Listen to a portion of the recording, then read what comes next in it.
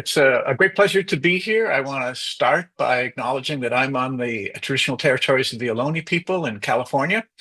And I want to offer thanks to the Center for Teaching and Learning at the University of Regina. It's got a great open education and publishing initiative underway. And in particular, I want to thank Sean and Eason, who has been a great support in setting up this talk and organizing all of this. I want to invite you to consider going outside. I want to suggest to you that you might want to put on your headphones, switch this broadcast or webinar to a phone and go for a walk, take a hike, because I'm not going to use slides. I've decided that I've enjoyed so many podcasts outdoors that I thought maybe I could help you do the same. So I am going to cover quite a bit of territory, but you might as well. So do give it some consideration. And if you miss a little bit in the transition, that's okay. I tend to repeat myself. So the talk for today is called, What are the Paths to Sustainable and Universal Open Access? I want to consider those paths in terms of my own 28 or so year history in this project, of the Public Knowledge Project. And I want to consider it in terms of 26 years. Let me just get my math straight here. I want to consider it in terms of different strategies that we've tried, different techniques, but always with this one goal. Okay? So in a sense, if you take nothing else from this talk, take this notion that we should be expecting, we deserve, and we need sustainable and universal open access, okay? Open access, in a sense, we've made great progress with, as I'll review, but sustainable and universal open access still eludes us. So I'm hoping that this will become an expectation, sustainable and universal open access. I'm hoping it'll become a mantra. Just keep repeating it to yourself as you take each step. And I'm hoping that it'll be a measure for us to use to evaluate new proposals, developments, steps forward in terms of whether it takes us closer to sustainable and universal open access.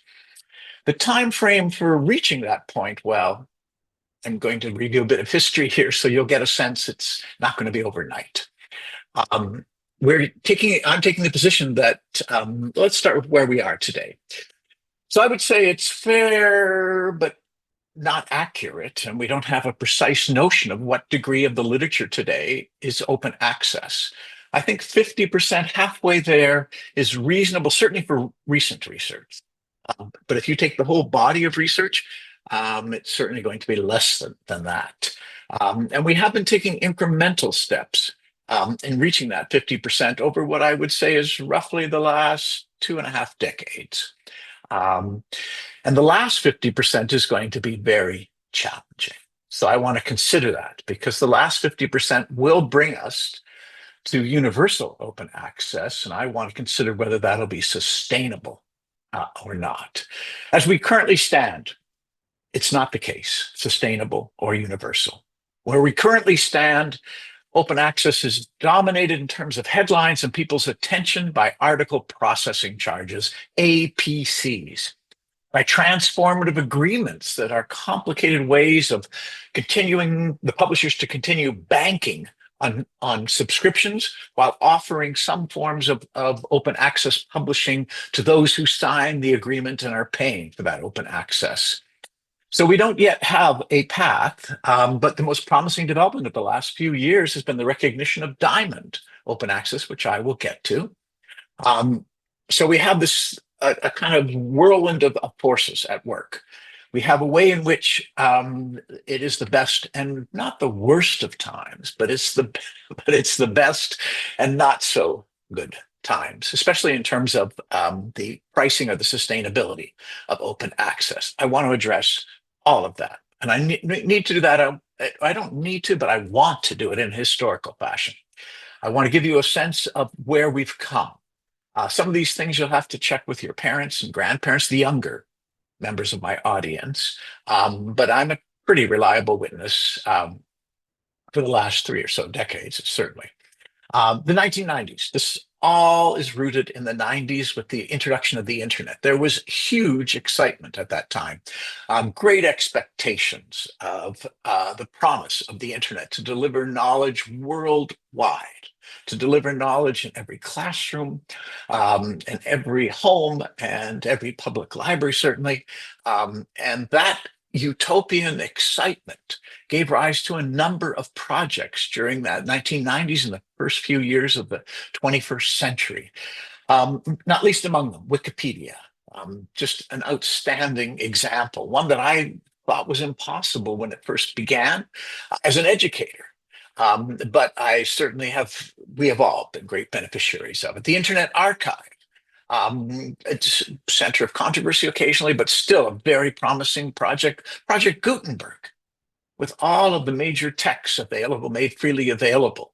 Open source software, which is going to be key, was born out of the 1990s, although goes back earlier into the free software movement. And finally, PKP, the Public Knowledge Project.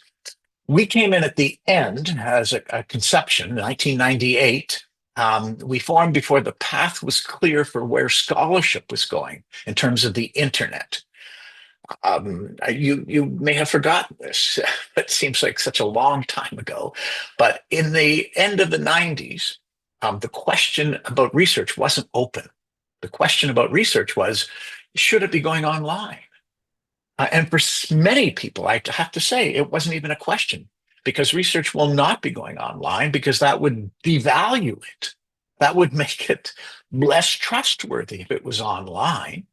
And so that was the starting point for PKP. The Public Knowledge Project began with the notion that we should be taking, as scholars, as researchers, as librarians and students, we should be taking advantage of this new digital era to see how we can extend access to research.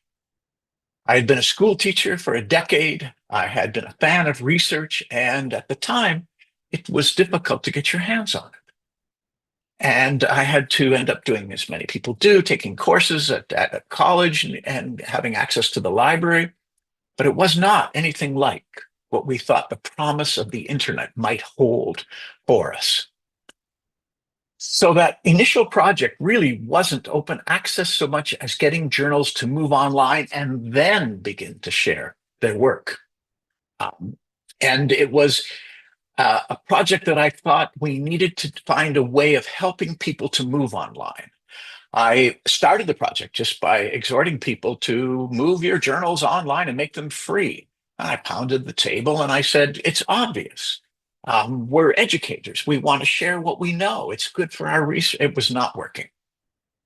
I needed something more. I needed to help people make that transition from print to digital, because digital was the only form. I mean, I wasn't going to hand out journals on buses.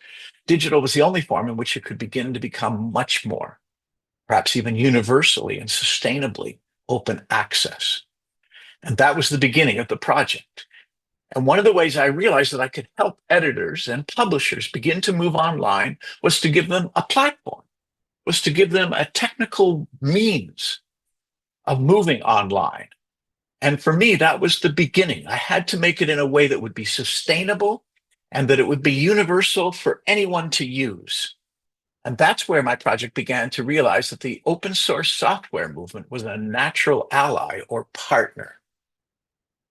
And so I wanted to tap into that open source software initiative, and I had the help of undergraduate students at University of British Columbia at the time. This is now the early 2000s, 2001, 2002. And I realized that open source software was strangely, it's been called an impossible public good, because people contribute code that helps people run their businesses on open source software, that helps them deliver goods on open source software, that helps them devise new approaches to sharing knowledge in this case.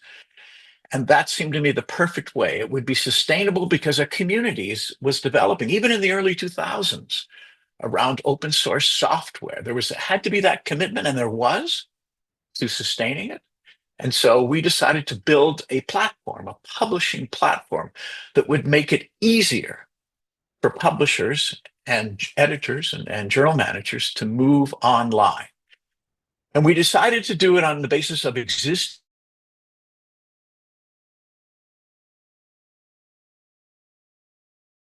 twist on this is because I was an author, I was a researcher submitting articles and systems.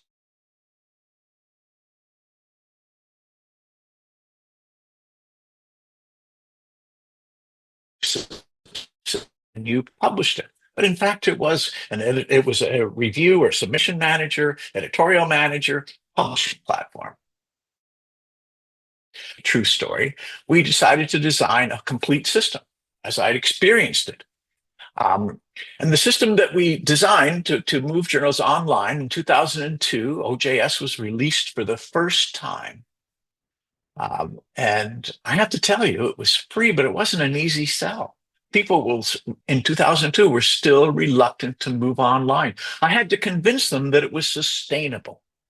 I had to convince them that it could be used universally in any topic, subject area, in any place in the world.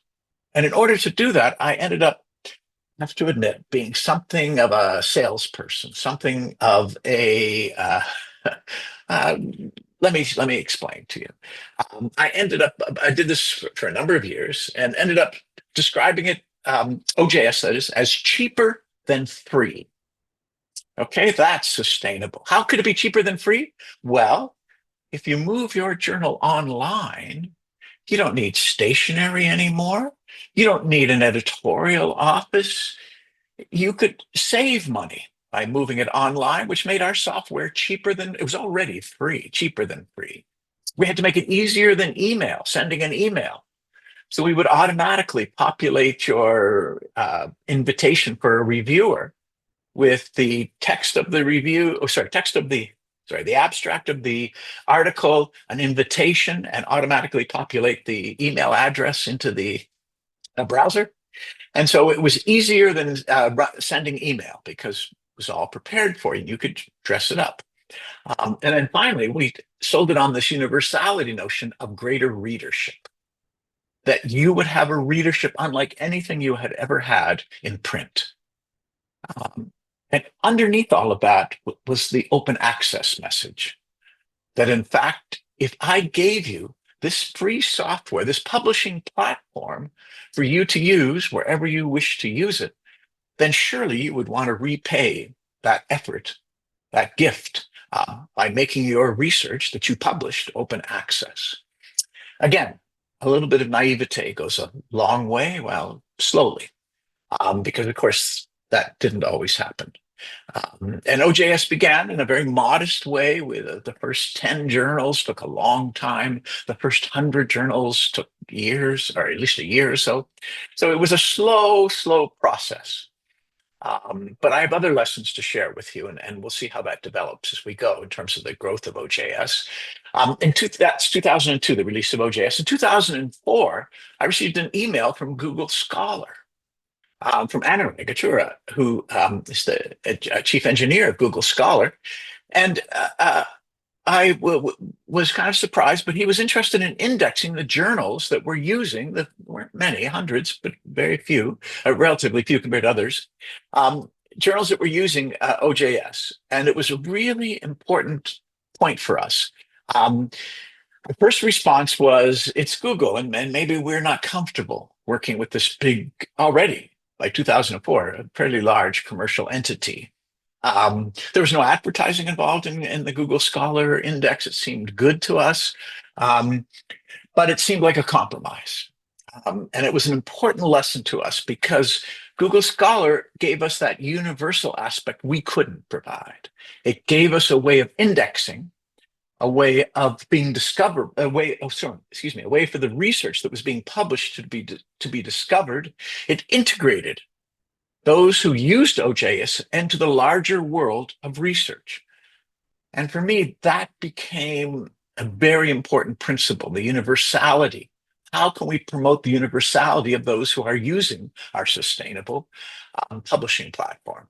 So we compromised in a sense, but we tried to adhere. Google Scholar was slow forming its standards for indexing, those sorts of things. I won't get you into the details. Um, but I will jump ahead for a moment here in terms of the time, because the indexing has remained for us an extremely important aspect, because OJS has grown into the world's largest, most widely used at least, um, publishing platform. We have a responsibility to ensure that indexing. And while Google Scholar is in the area of 89% of our journals are indexed in Google Scholar, it's not true of the other indexes. And those other indexes are widely used. And so that remains a challenge for us. So to jump ahead from 2004 to 2024, just for a moment, I'm going to go back.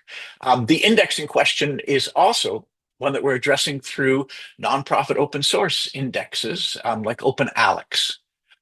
And here we're taking a very different approach. We're collaborating with OpenAlex to improve their indexing of OJS, because we see that a non-commercial alternative, if you like, is something that would be very important for developing. And the fact about OpenAlex is also it's more open to research, more open to investigations, from learning more about scholarly communication across this wide distribution of different models. And in particular, and given the growth and development of the Diamond open access model, which I will get to in a few moments. So that indexing aspect is not always considered when we talk about universal open access. That seems to mean just everything is open. But everything being open is not necessary. Let's be clear. Everything open is necessary, but it's not sufficient. It has to be integrated into the larger body of research, and it has to be discoverable so that it can be fully utilized in all instances. So it was 2004 when Google Scholar first reached out to us. We continued to work with them. We just recently, in the last 2 or 3 years, we've improved their coverage of languages. We discovered about 3 years ago that there were 60 languages that were being used to publish research. OJS is available in about 30, it's not all complete, but in the area of 30 to 35 languages, but people are using it to publish in multilingual journals to publish in the area of 60 languages. And that for us is an important aspect in terms of our work with Google Scholar, because we were able to improve their coverage of multiple languages. They learned, actually, it was both ways. They helped us in terms of our coding around capturing the languages, and they took a lesson in terms of the research that they needed to be sensitive to in languages other than English. English is the dominant language used with OJS, it's true, but multilingual journals constitute almost half the journals. So it's by no means the kind of pervasive notion that English is the language of science. No, that's not the case. It's a much more diverse world out there. So in 2005, though, that's a year later, we formed a partnership. I formed a partnership with Simon Fraser University, in particular, Simon Fraser University Libraries. And this was a key lesson about sustainability for me. I realized at that point that it was important to stay within my community, the academic community and the library community. That is the group most interested, strongest advocates of access to knowledge at that time. And Simon Fraser reached out to us, to me, the project, and those who were involved in it, to give us more than just a kind of acknowledgement or endorsement. They provided something that that was valuable and needs to be understood in terms of what is sustainable and what is universal. And that is administrative support. That is an understanding of how the institution works.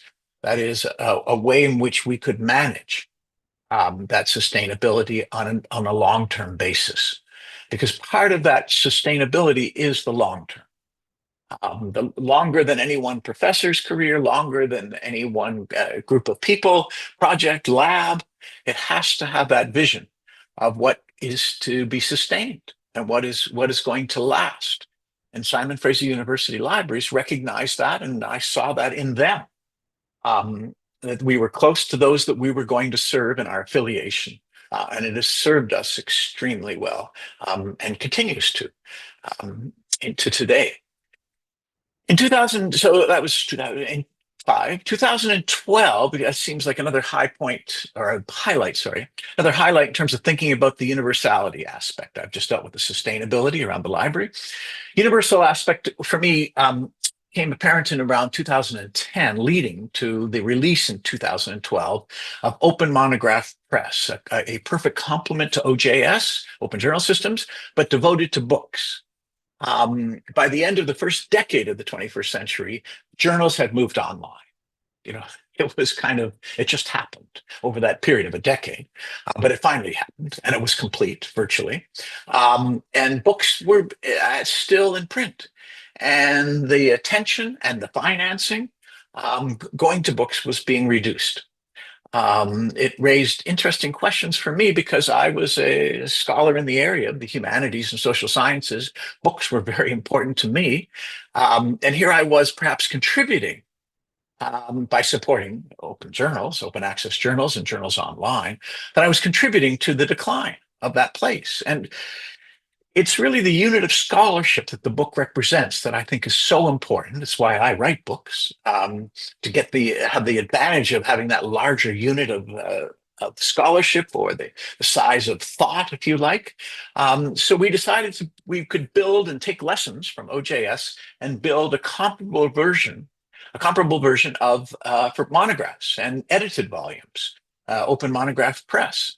Now, it has nowhere near had the impact. It's not the largest, most widely used system in the world for books, as is the case for OJS, but it has made a difference. And we are just revitalizing it at this point, a decade and a few years since we first launched it, with the idea that there is still a need to support open access to books. And that movement for open access to books, which was nowhere in 2010 when we started, is now substantial.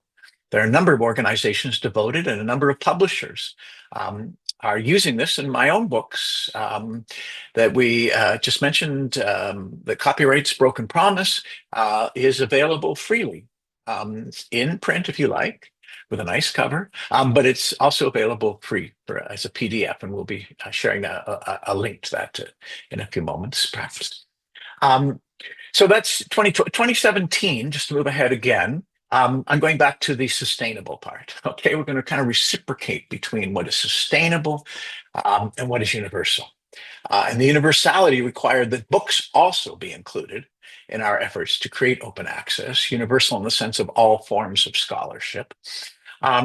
Financially or economically, or in terms of sustainability, in this period around the middle of the second decade, around 2015 to 2017, there was a realization. It's kind of obvious now, but at the time it was sort of a breakthrough.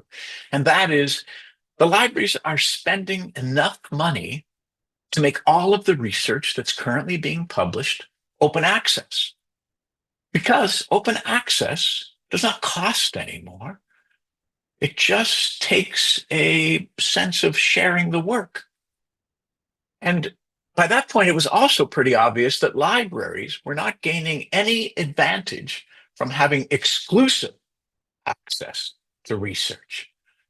At my institution at Stanford, no one, which has a great library, but no one is enrolled at Stanford exclusively no one is enrolled at Stanford because the library offers them exclusive access to all of its subscriptions, all of its subscribed material.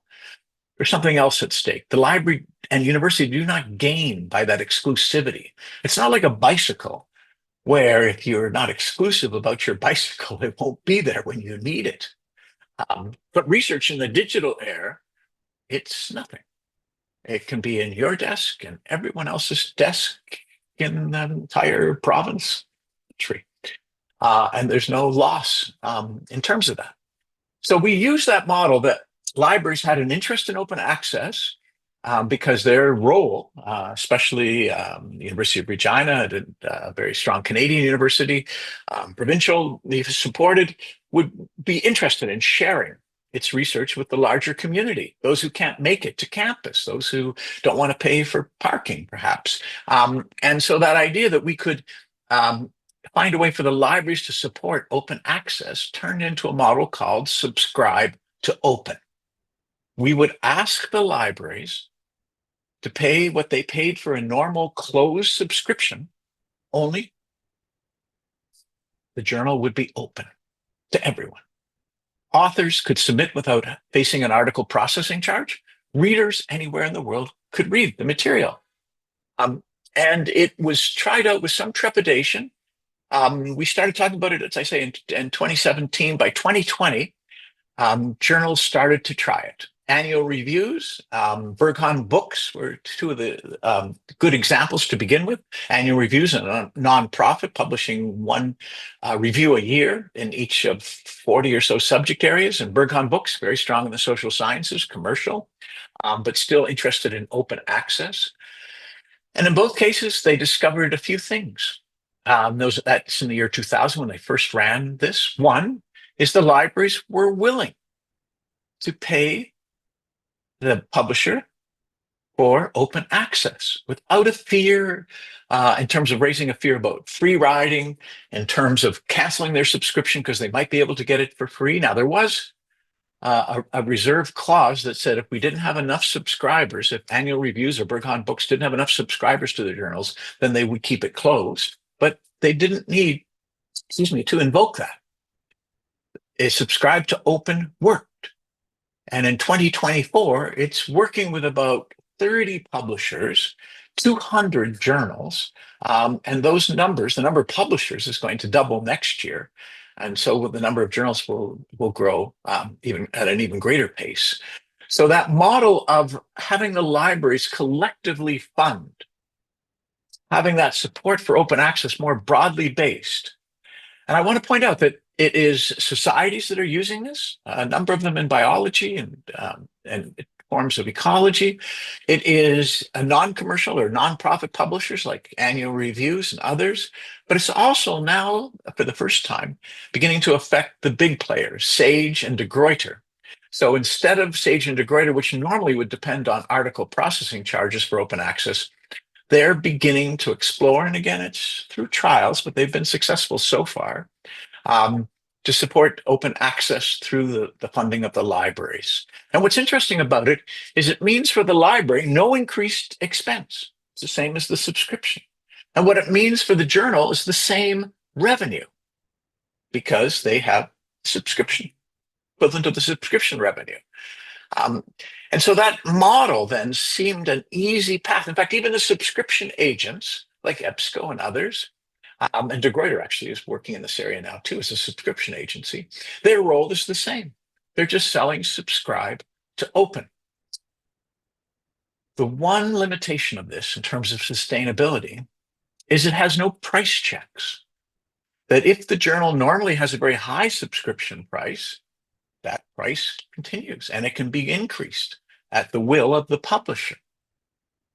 So, and this is partly effective for attracting big publishers like de Gruyter in particular, but it's also a concern for the sustainability. And I want to, in a sense, I want to talk about a model that builds on subscribe to open, more than a model, a very different tact that builds on subscribe to open, but addresses this question of price. And the importance of this price, I think I need to be clear about, is that publishers essentially have a monopoly pricing situation. There is no substitute for nature, for science, for any journal. That journal has a distinct set of articles. And it's not like you're buying the equivalent of a different toothpaste. So they have a monopoly situation. Now, there are limits within that monopoly, but they have led to what's been called a cereals crisis for the libraries. That is, their price increases have consistently exceeded inflationary rates.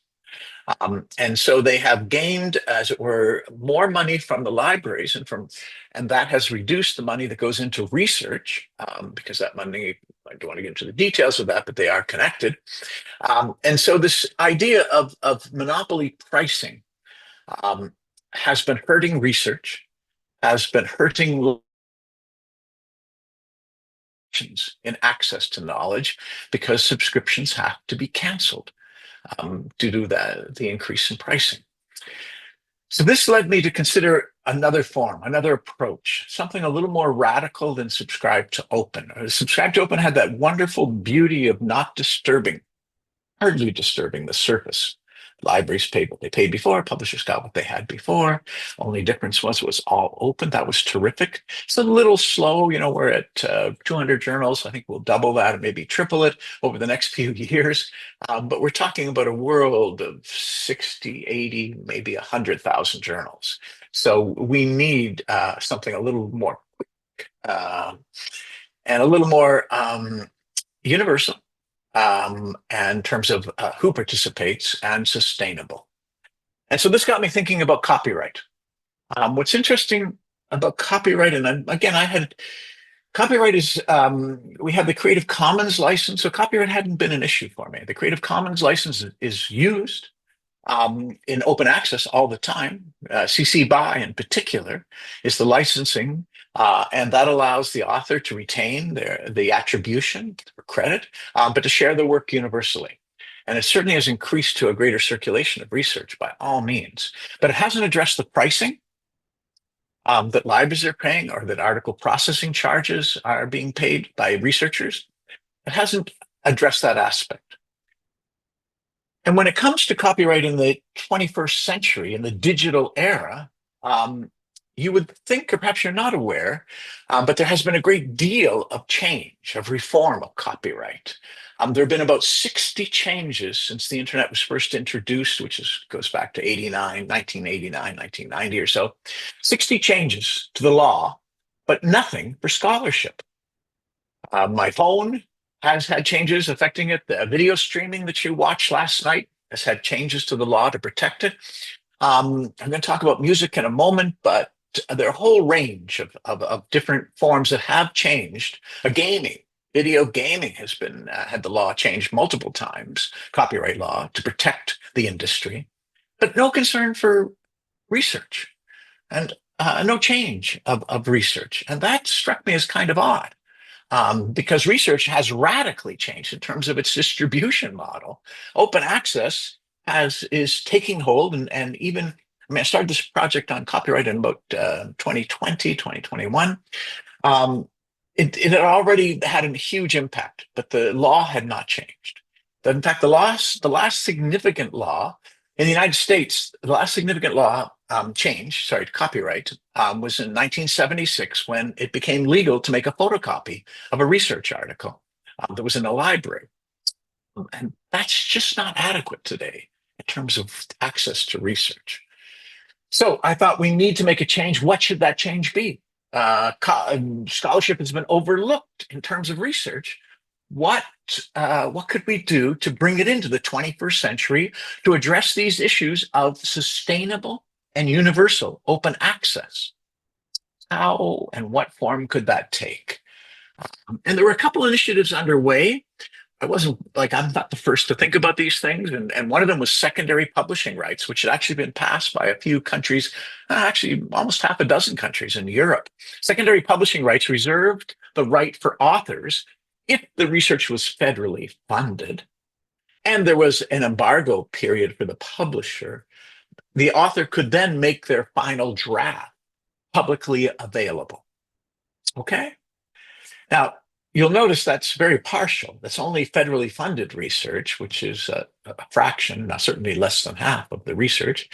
The final draft is really not totally adequate. Certainly in the humanities, it's unacceptable, but even in the sciences, the final draft does include peer review, by the way, but not the final version of record. And so there was no price check. And so that initiative seemed to fall short for me. There was another initiative to strengthen exceptions like fair dealing in Canada and fair use in the US. But again, it treated research as an exception. And I feel strongly that research is not an exception to copyright. It's in fact one of the reasons. In the United States, the Constitution talks about the purpose of copyright to promote the progress of science. And I totally believe that. So we need a copyright law that's not an exception, that places research and gives it an importance. And so when I looked into it, I was kind of surprised to discover that research isn't even a category of work under copyright. It's like a form of literature, which is a great compliment, I suppose.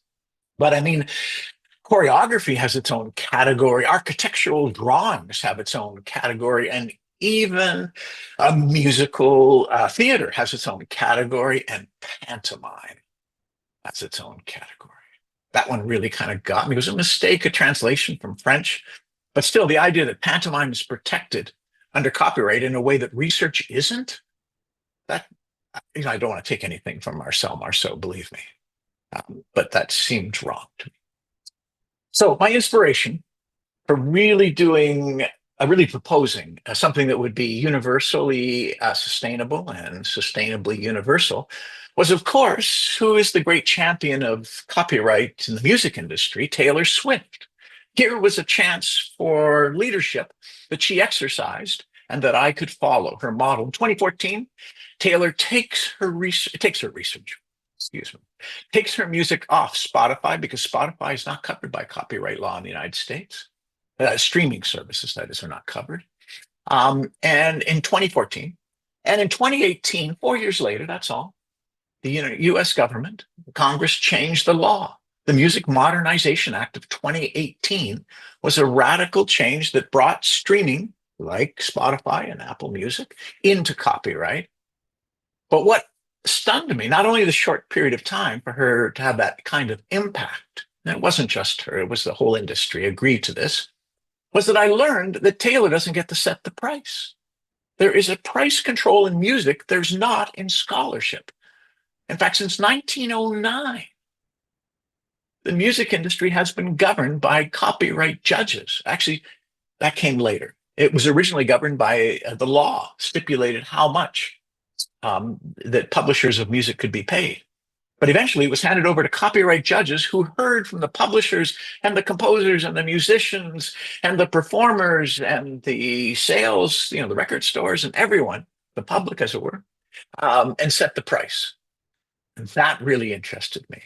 It's called statutory licensing or compulsory licensing. Statutory licensing seemed like something we needed.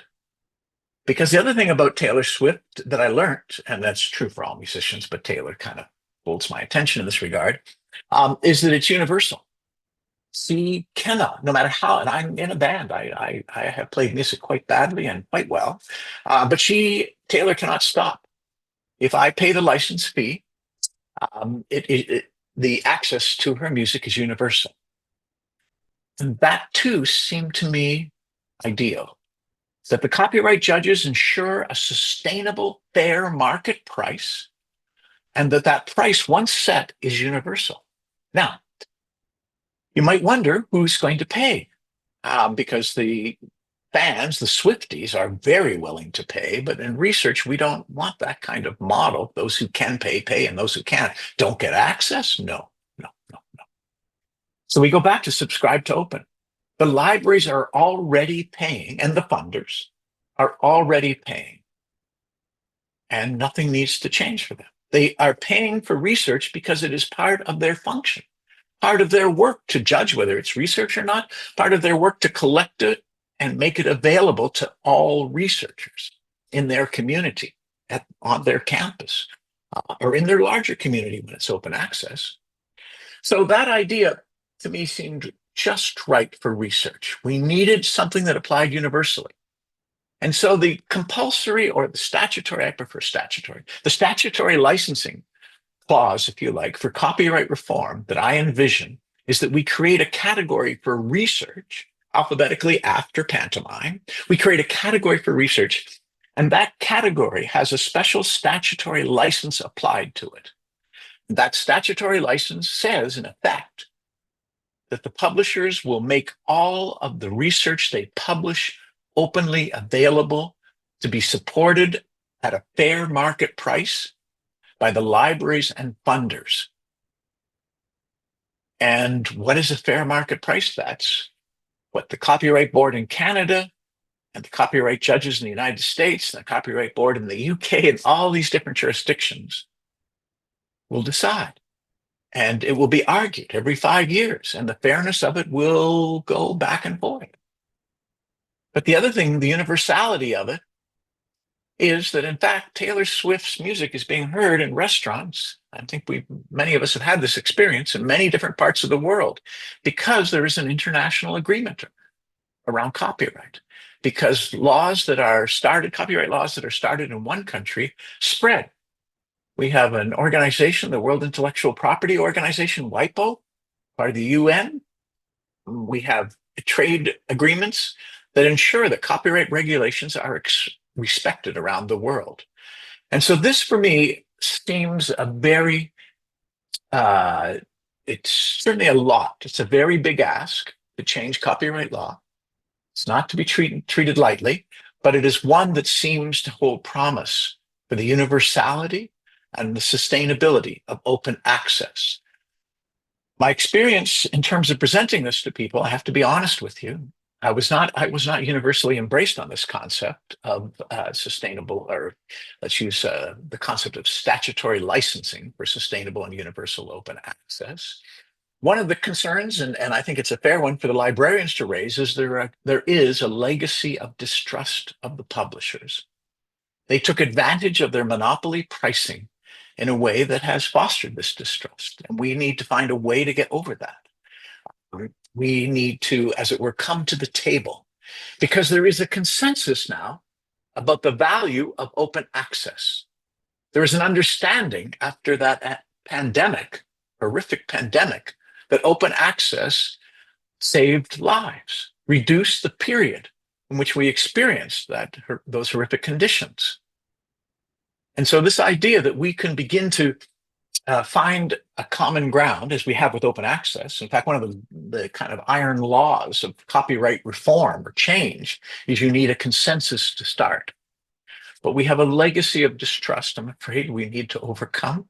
But let me leave it at that as one prospect, one path among all the paths I've discussed so far, one path to universal and sustainable open access. Another very promising area, and this is more in the last couple of years, is the Diamond open access, a recognition that there are many journals. In fact, we think it's about 80% or more of the journals using OJS. And just to be clear, open journal systems in 2022 was being used by 45,000, somewhat more, 44 to 45,000 active journals. And these journals are largely, in the vast majority, Diamond. That is, they charge no author fees, no APCs, no author fees, and no reader fees.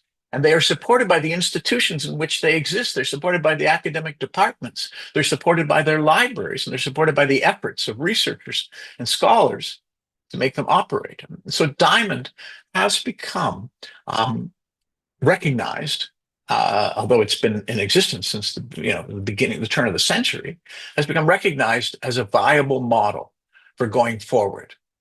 But what I want to present to you, and just as a kind of concluding aspect for the current state of things, that recognition still requires a sense of how that sustainability will take us into the future, and how will it become universal in terms of that integration that I raised earlier, in terms of the indexing and discoverability, in terms of the trust. Because we've gone, in the course of this 21st century, we've gone from estimates of 30,000 journals as the whole of the research field, and I don't think that was entirely accurate, but it was a common figure, to notions that we're at more than twice, maybe 3 times that number of journals. So how does one navigate, and how does one establish that the standards are being adhered to? And so the current project we're working with right now is the publication facts label. Think about your peanut butter jar, the back of the peanut butter jar, the back of whatever it is you're eating. There'll be a label that tells you about the sodium and the protein and other aspects, calories. And we want to do a similar thing for every article. We've built a label that tells you the number of peer reviewers that were involved. It tells you about the number of days to publication. That gives you a link to the editorial board and the editors who have ORCID, so you can see their profiles. Past reviewers, whether there's a conflict of interest statement associated with this article, whether there's data availability, and who funded it in terms of the research. So in this publication facts label is clearly, I've just borrowed this concept from the field of nutrition. I've applied it to research, but we think it's a way of leveling the playing field. We think it's a way of overcoming apprehensions about new journals. We think it's a way of encouraging the journals to adhere to scholarly standards. The editors and the publishers don't add any of this data, don't enter the data. The data is taken directly from the publishing platform. Now, it's not hack proof. You could, with some skill and coding ability, break into it, but it's raised the bar. And it shows that the journal is adhering to those standards at multiple levels, which would be quite complicated to fake. And it provides, as it were, a basis of trust, but trust for the public and for researchers, and particularly the early career researchers, because we need to recognize that open access, the universality of open access, means public access. We're testing the label. In fact, this week, we're testing the label in high schools in Pennsylvania. And we've tested them before in California. So we want this idea that part of a science education, part of an informed public, will be to see that open access is a source of reliable information in what is, alas, an age of misinformation. And this is part of the universality and part of the sustainability. The sustainability aspect is that if people trust research, and there has been a loss of trust in science, if people trust research, if people see it's a valuable contribution, then it sustains the support for that research from governments, from institutions, and others. So this aspect, in terms of what we've tried to do over the last 26 years or so, this aspect of how do we create sustainable and universal open access is by no means done, has had more or less success in a number of efforts. But I want you to take this idea forward. I want you to repeat it to yourself silently as you're walking through the trees or wherever it is you're listening to this talk, that the aspect of sustainable and universal open access needs to be our mantra going forward. Okay? And that it needs to be the measure that we apply to new initiatives, to goals that we set for ourselves. And it needs to be an expectation. This is what we expect, and this is what we deserve. Thank you very much.